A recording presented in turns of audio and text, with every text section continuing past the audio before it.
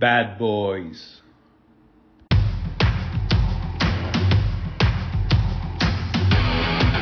Il aime le code. Il faut que la communication soit codée, mais de façon claire et transparente. La rigidité, c'est pas pour lui. Mon nom est Francis Parent-Valiquette et vous écoutez le Sandro Show. Mais le plus important, c'est qu'il est bélier. Le processus créatif s'améliore un peu. Aujourd'hui, je ne sais pas si tu as écouté les 2 derniers épisodes. Bref, depuis une dizaine d'épisodes, je dirais, j'ai comme des troubles technologiques, très drôle à dire, de la part d'un gars qui travaille en TI.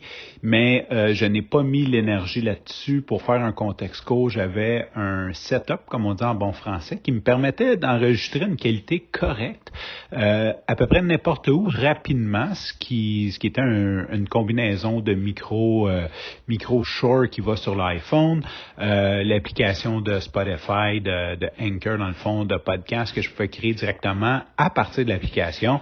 Et j'ai pris une pause de plusieurs semaines et quand je suis revenu, mon connecteur d'iPhone ne fonctionne plus. C'est dû à la sueur. En fait, quand je m'entraîne, je sue trop, puis en tout cas, j'ai shorté le connecteur. Puis, donc j'avais plus de micro. Puis par la suite, Spotify ont décidé d'enlever l'outil de création de podcast de leur application. Merci à eux, ça fonctionnait très bien et ça fonctionne plus. Donc, tout ça pour dire que je suis rendu que j'ai plus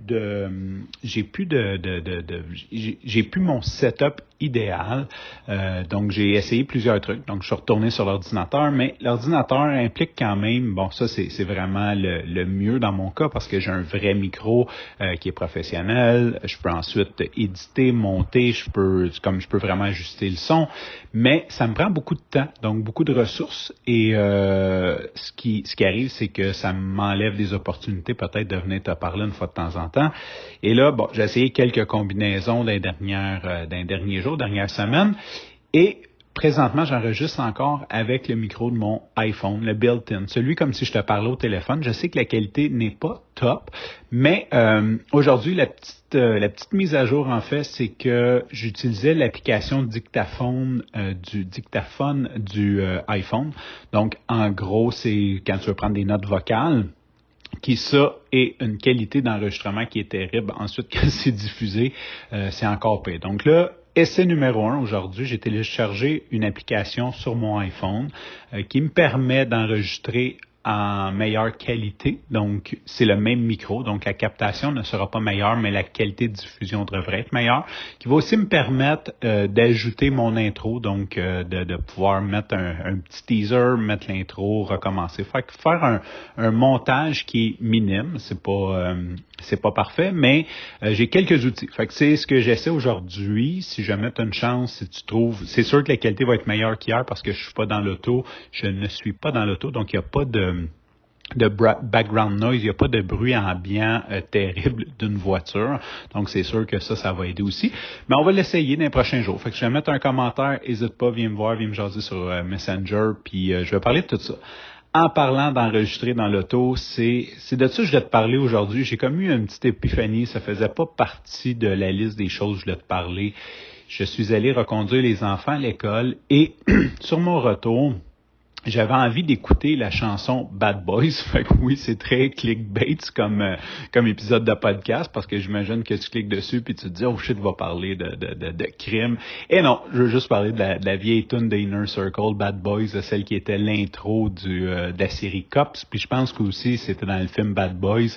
Tu sais que ça va « Bad Boys, what you gonna do ». Fait que je revenais, j'étais dans la vibe d'écouter ça, et là, j'ai juste appuyé sur Spotify, j'étais allé dans Search, j'ai fait BA, puis j'ai cliqué dessus, et la chanson est partie. Puis là, j'étais dans un bon mood, je suis heureux, et il vécure heureux pour toujours.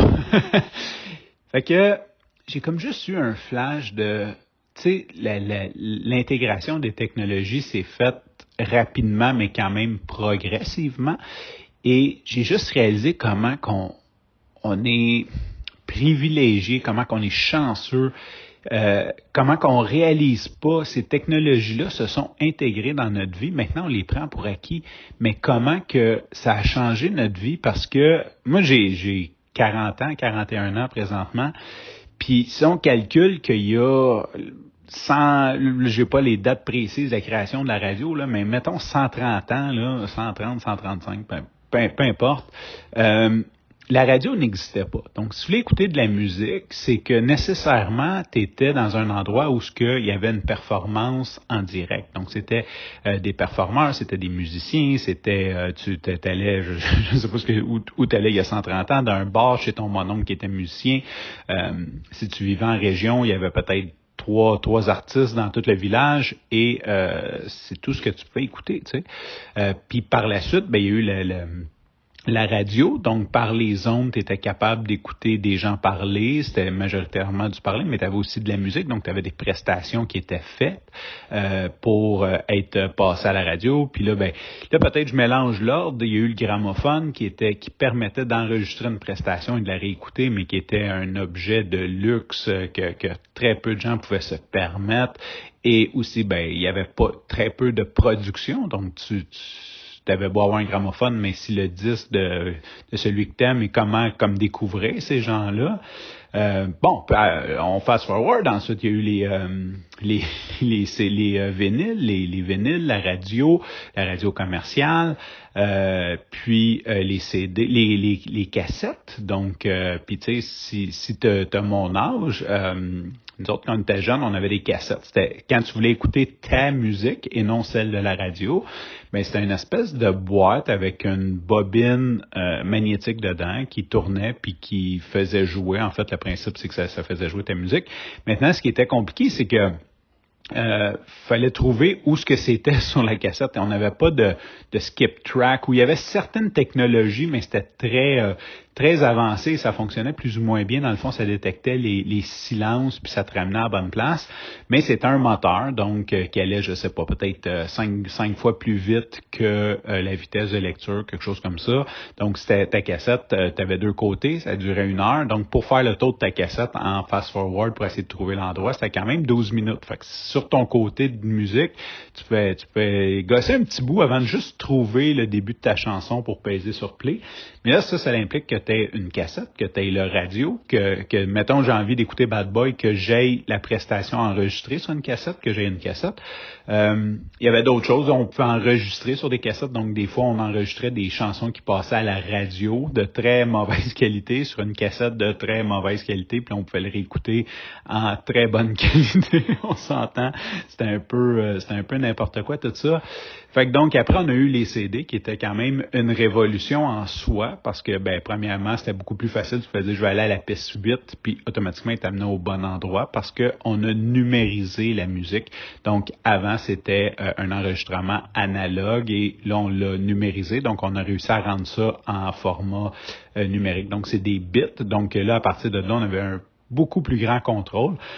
Mais les CD aussi, même chose, fallait traîner une pochette de CD avec soi, fallait enregistrer la musique dessus ou fallait l'avoir acheté, fallait avoir l'album. Puis c'était quand même une technologie qui était lente.